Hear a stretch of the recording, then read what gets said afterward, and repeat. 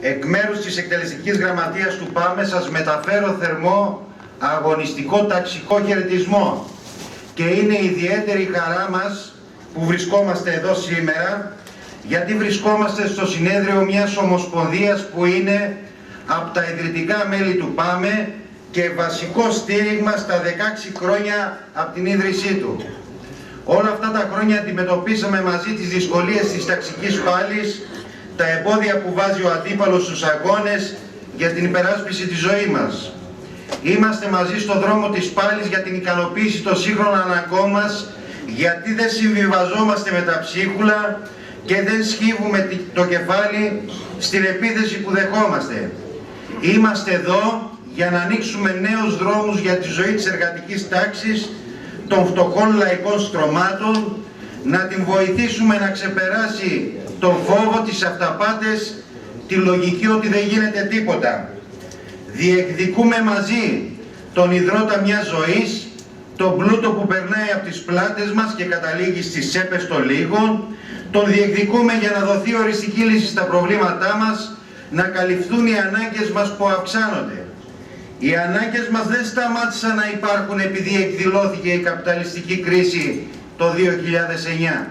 Συνεχίζουν να υπάρχουν και θα μπορούσε να καλυφθούν αν το κριτήριο στην ανάπτυξη ήταν η ζωή μας και όχι η εξασφάλιση κερδών για τους μονοπωλιακούς ομίλους και το κεφάλαιο συνολικά.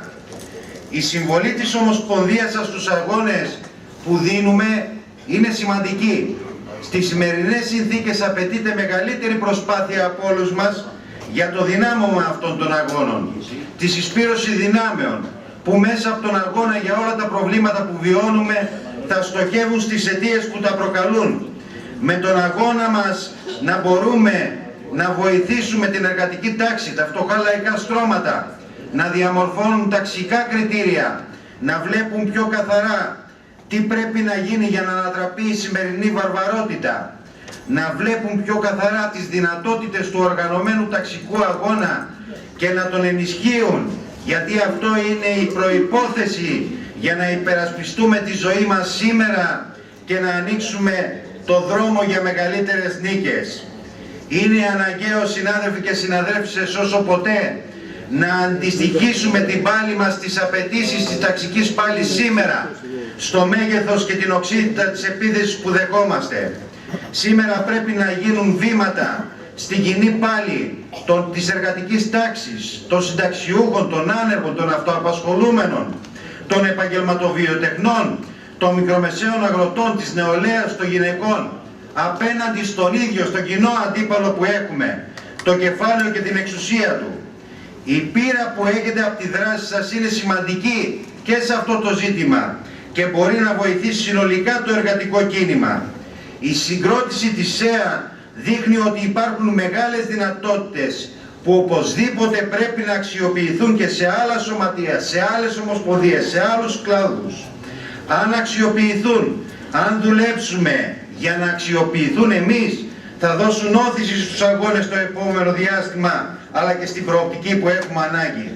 Αυτή η πείρα μπορεί και πρέπει να αξιοποιηθεί τώρα, μπροστά στα συλλαλητήρια, στη γενική απεργία που έχουμε μπροστά μας στις 12 Νοέμβρη, αλλά και στη συνέχεια.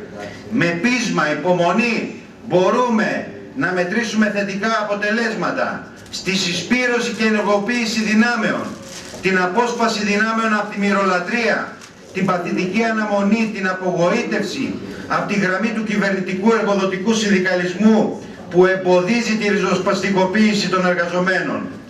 Μπορούμε, χρειάζεται και με την επίμονη προσπάθειά μας θα έχουμε τέτοια αποτελέσματα στα οποία όλοι πρέπει να συμβάλλουμε. Τελειώνοντας, συνάδελφοι και συναδέλφισες, εκ μέρους της εκτελεστικής γραμματείας του ΠΑΜΕ θα θέλαμε να θυμίσουμε ότι η έναρξη του συνεδρίου σας συμπίπτει με τη μεγάλη 48ωρη απεργία και απεργιακή μάχη που δώσαμε στις 19 και 20 του Οκτώβρη του 2011. Τότε που δεχτήκαμε δολοφονική επίθεση από αναρχοφασιστοειδή και παρακρατικούς μηχανισμούς με αποτέλεσμα να χάσει τη ζωή του ο συνάδελφος Δημήτρης Κοτζαρίδης. Επιβεβαιώνουμε σήμερα την απόφασή μας Επιβεβαιώνουμε σήμερα και από αυτό το βήμα την απόφασή μας. Όσες δυσκολίες και αν συναντήσουμε, όσα εμπόδια και αν μπουν μπροστά μας, όσες και αν είναι οι θυσίες που χρειάζονται, εμείς θα συνεχίσουμε στον ίδιο δρόμο μέχρι την τελική νίκη. Να είστε καλά, καλά αποτελέσματα στο συνέδριό σας.